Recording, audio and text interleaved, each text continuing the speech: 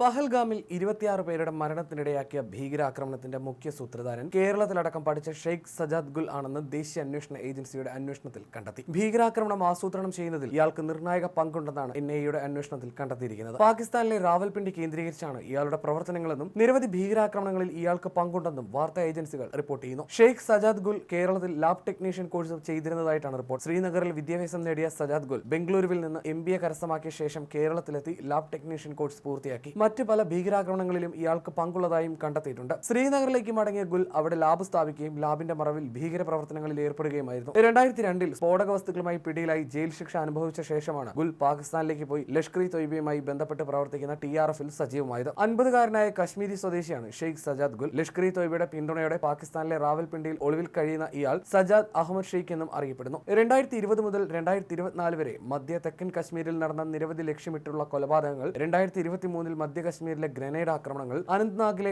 ബിജ്ബെഹ്റയിലും ഗന്ദർബാലിലെ Gagan ഹിഗറിലും സെഡ്മോർ തുരങ്കത്തിലും Jammu Kashmir police ഉദ്യോഗസ്ഥർക്കെതിരായ ആക്രമണങ്ങൾ എന്നിവയുടെ ആസൂത്രകനും ഗുല്ലാണെന്നും കണ്ടെത്തിയിട്ടുണ്ട്.